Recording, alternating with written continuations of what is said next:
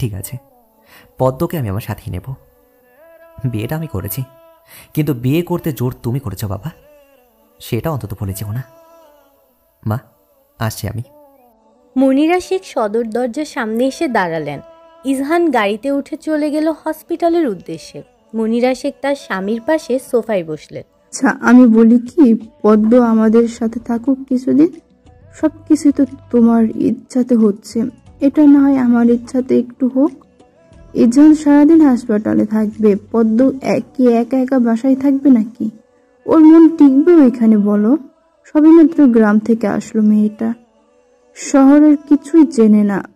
যদি এখানে ওর একা থাকতে কোনো সমস্যা হয়?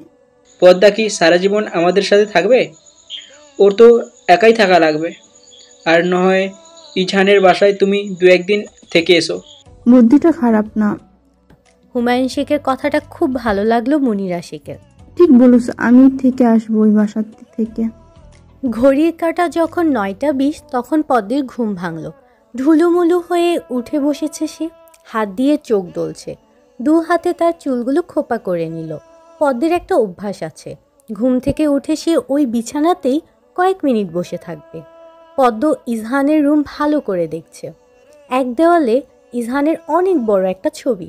দেখে মনে হচ্ছে চারপাশে শুধু পাহাড় আর পাহাড়। আর ইজহান দাঁত দেখিয়ে হাসি দিয়ে আছে। ইজহানের গ্যাস দাঁতও আছে, যার কারণে তার হাসিটা একটু বেশি সুন্দর দেখাচ্ছে। পদ্ম মুগ্ধ নয়নে ইজহানের ছবিটা দেখছে আর মনে মনে বলছে। পদ্ম বিছানা ছেড়ে উঠে বসলো, কিন্তু বিছানার দিকে আবারও তাকালো। আচ্ছা, মানুষটা কোথায়? ঘুম থেকে উঠে তাকে তো দেখলাম না। এসব ভাবতে ভাবতে পদ্ম ওয়াশরুমে চলে গেল। ওয়াশরুম থেকে বের হয়ে দেখলো তার ননদ ইজনিয়া দাঁড়িয়ে রয়েছে। ইজনিয়াকে দেখতে পেয়ে পদ্ম এক প্রকার খুশিই হলো, কারণ তার শাড়িটা এলোমেলো হয়ে আছে। ইজনিয়া ঠিক করে দিতে পারবে। দ্রুত পায়ে ইজনিয়ার সামনে দাঁড়ালো। ইজনিয়া পদ্মকে এই অবস্থায় দেখে অবাক হয়ে গেল। এই অবস্থা কেন তোমার? পদ্ম তোতা পাখির মতো উত্তর দিল, আপু, কাল রাতে আমি বিয়ের শাড়ি খুলে এটা পরেছিলাম। শাড়ি ঠিকমতো পরতে পারিনি, আমি কখনো পরিনি। তা তোমাকে শাড়ি পরতে বলেছিল কে? আমাদের গ্রামের মেয়েরা বিয়ের পর শাড়ি পরে, তাই আমিও পরেছি। তুমি যে এভাবে শাড়ি পরেছো, ভাইয়া কিছু বলেনি? ইজনিয়া সন্দেহ দৃষ্টিতে প্রশ্নটি করল। না আপু, উনি কিছু বলেননি। আমার শাড়িটা একটু ঠিক করে দিবেন আপু? অবশ্যই দেবো। আর শোনো, তুমি আমাকে তুমি তুমি করে বলো, ঠিক আছে? জি আচ্ছা। ইজনিয়া পদ্মের শাড়ি ঠিক করে দিচ্ছে। পদ্ম বেশ নিচু কণ্ঠে ইজনিয়াকে প্রশ্ন করল, আপু, ওনার নামটা আসলে কি? উনি কি করে? আচ্ছা আপু, আমি ঘুম থেকে উঠে ওনাকে দেখলাম না কেন? ইজনিয়া এক পর্যায়ে পদ্মের প্রশ্ন শুনে হেসে দিল। পদ্ম তার স্বামীর নাম জানে না, বিষয়টা একটু বেশি হাস্যকর না? তোমার ওনার নাম ইজহান শেখ। সে একজন মেডিসিন স্পেশালিস্ট, মানে ধরে নিও একজন ডাক্তার। আর তোমার উনি হসপিটালে চলে গিয়েছে। আপু, তোমার ফোনে এখন কয়টা বাজে? 9টা 35। কেন? এত তাড়াতাড়ি উনি হসপিটালে চলে গিয়েছেন? আর এখন কি কোনো রোগী আসবে নাকি? ইজনিয়া আবারও হেসে দিল পদ্মের কথা শুনে। এখান থেকে হসপিটালে যেতে 2 ঘন্টারও বেশি সময় লাগে। আর ভাইয়া যেহেতু সরকারি doctor, I mean medical officer, তাই ওনাকে একটু আগেই হসপিটালে উপস্থিত থাকতে হয়। বুঝেছো সুন্দরী? জি আপু। ইজনিয়া এবার মজা করতেই পদ্মকে একটা প্রশ্ন জিজ্ঞেস করলো। তুমি আমার নাম জানো তো? পদ্ম প্রশ্নটা শুনে বেশ থতমত খেয়ে গেল। আসলে সে তো তার ননদের নামও জানে না। এই লজ্জার কথা কাকে বলবে? না আপু। ইজনিয়া হাসতে হাসতে শেষ। আমার নাম ইজনিয়া শেখ। তোমরা কি শেখ বংশ? পদ্ম বেশ উৎসাহ নিয়ে প্রশ্ন করলো। হ্যাঁ। আচ্ছা, এখন নিচে চলো, বাকি কথা পরে বলবো তোমাকে। অনেক বেলা হয়ে গিয়েছে, এখনো নাস্তা করোনি, মা বকবে। তাড়াতাড়ি চলো। ইজনিয়া পদ্মকে নিয়ে নিচে চলে আসলো। ডাইনিংয়ে এক মহিলা খাবার বাড়ছে। ইজনিয়া মুনিরা শেখকে ডাক দিলেন তাদের সাথে নাস্তা করার জন্য, কারণ তিনিও এখনো নাস্তা করেননি। একই টেবিলে পদ্ম, তার ননদ এবং তার শাশুড়ি বসলো। খাওয়ার সময় পদ্মকে তার শাশুড়ি অনেক কথাই বলল। পদ্ম শুধু কথার উত্তর হিসেবে হেসেছে। শোনো পদ্ম, ইজহান যখন হাসপাতালে যাবে তখন তুমি যত গভীর ঘুমে থাকো না কেন উঠে যাবে, বুঝছো? ওকে হাসপাতালে যাওয়ার আগে নাস্তা রেডি করবে, তারপর দেবে। এরপর না হয় ও হাসপাতালে চলে গেলে তুমি আবার ঘুমাবে। দেখো, তোমার বয়স কম, আমরা মানছি, কিন্তু এখন তো তোমার বিয়ে হয়ে গিয়েছে। তোমার এখন এগুলো অভ্যাস করতে হবে, শিখে নিতে হবে। জি মা, আমি প্রতিদিন সকালে তাড়াতাড়ি উঠি, আজ কেন দেরি হয়ে গেল বুঝলাম না। পদ্ম মাথা নিচু করে কথাটি বলল। সমস্যা নেই, আর তোমার লাগেজ যদি গোছানো না থাকে তাহলে গুছিয়ে নিও। কাল ইজহান তোমাকে নিয়ে ওর ফ্ল্যাটে চলে যাবে। পদ্মর কাশি উঠে গেল, কাশতে কাশতে অবস্থা খারাপ, চোখ দিয়ে পানি চলে এসেছে। ইজনিয়া পদ্মকে এক গ্লাস পানি দিল। মনিরা শেখ পদ্মের এই অবস্থাকে ওকে শান্ত করার জন্য ব্যস্ত হয়ে গেল। পানি খেয়ে একটু কাশি থেমেছে পদ্মের। ঠিক আছো তুমি? পদ্ম অস্থির হয়ে চেয়ারে মাথা হেলিয়ে দিল। এখনও চোখ দিয়ে পানি পড়ছে, এক হাত দিয়ে চোখে পানি মুছছে পদ্ম। জি হ্যাঁ। হঠাৎ এমন হলো কেন তোমার? মা আসলে ভাবে মনে হয় ভয় পেয়েছে ফ্ল্যাটে যাওয়ার কথা শুনে। দাঁত কেলিয়ে মনিরা শেখকে উত্তর দিল ইসনিয়া। মনিরা শেখ চোখ রাঙিয়ে তাকালেন তার মেয়ের দিকে। তৎক্ষণাৎ হাসি বন্ধ হয়ে গেছে ইসনিয়ার। শোনো পদ্ম, আমিও যাবো ওই বাসায়, কয়দিন থেকে আসবো। যতদিন আমি ওখানে থাকবো তোমার চিন্তা নেই, সব শিখিয়ে দিয়ে আসবো তোমাকে, এত টেনশন নিও না। পদ্ম নিঃশব্দে হাসল। পদ্মের হাসি দেখে মনিরা শেখ বেশ খুশি হলেন। তিনি পদ্মের পাশে চেয়ারের থেকে উঠে দাঁড়িয়ে পদ্মকে জড়িয়ে ধরলেন। পদ্মও তার শাশুড়িকে জড়িয়ে ধরেছে। পদ্ম মনে মনে বলছে, কত ভাগ্য করে সে এমন একজন শাশুড়ি পেয়েছে। ইজহান তার কেবিনে বসে আছে। লাঞ্চ টাইম এবং নামাজের ব্রেক চলছে এখনও। ইজহান লাঞ্চ করে এবং নামাজ পড়ে বসেছে তার চেয়ারে। প্রতিদিন এত চাপ থাকে তার, সারাদিন শুধু রুগী দেখাই হচ্ছে তার কাজ। হঠাৎ ইজহানের কেবিনে সানায়ার আগমন ঘটল। সানায়া ইজহানের সামনাসামনি চেয়ারে বসলো। ইজহান তার চেয়ারে শরীরটা হেলিয়ে দিল, সামনে থাকা কলমটা ঘুরাচ্ছে।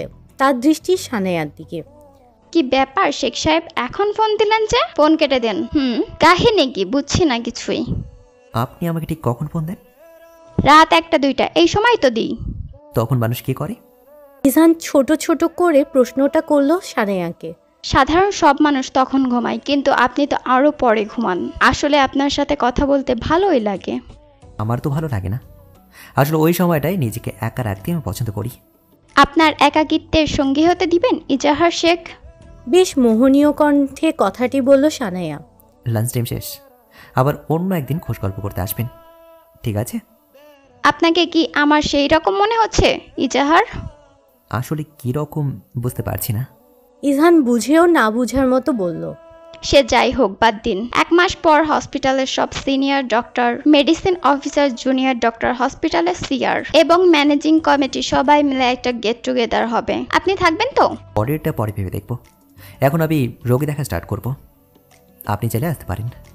কথাটি সানায়ার বেশ গায়ে লাগলো। এভাবে কেউ বলে নাকি?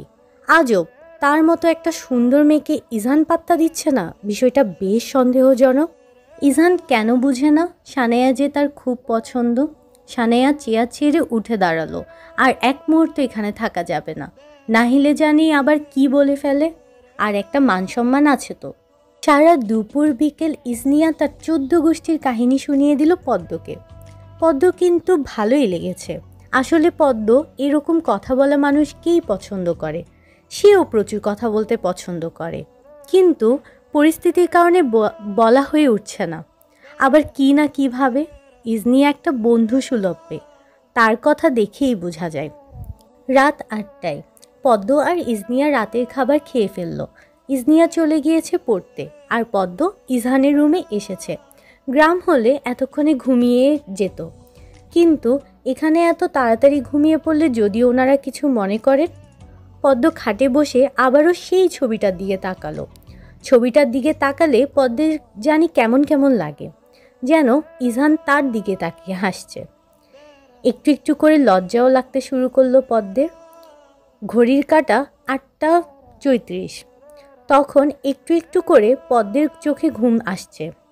সে আর বসে থাকতে পারছে না, এবার শুয়েই গেল।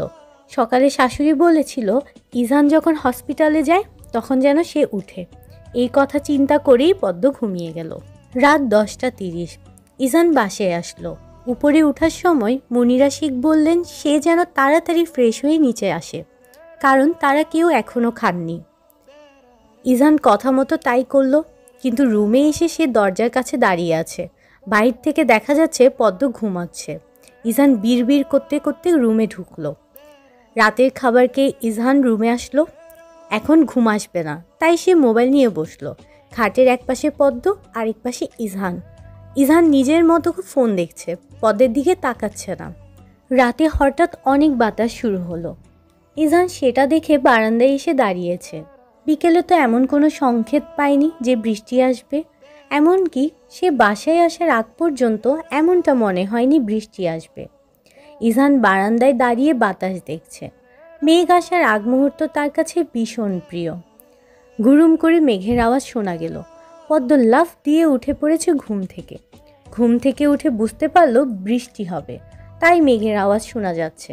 কিন্তু মেঘের আওয়াজে তো তার ভয় হচ্ছে। গ্রামে থাকলে তার মা তাদের দুই বোনকে জড়িয়ে ধরে বসে থাকতো। এখন কি হবে? পদ্ম দেখছে বারান্দায় ইজহান দাঁড়িয়ে আছে। তড়িঘড়ি করে ইজহানের পেছনে দাঁড়ালো। ইজহান পদ্মকে খেয়াল করেনি, তার দৃষ্টি বাইরে। আবারও মেঘের ডাক শোনা গেল। পদ্ম ভয়ে ইজহানের টি শার্ট টেনে ধরল। ইজহান পেছনে ফিরে তাকালো, দেখলো পদ্ম চোখ বন্ধ করে মুখ কাচুমাচু করে রেখেছে। ইজহান পদ্মের হাত ধরে টেনে ওর পাশে দাঁড় করালো। ম্যাডাম, বেশি ভয় পাচ্ছে নাকি? পদ্ম ভয়ে ভয়ে বলছে।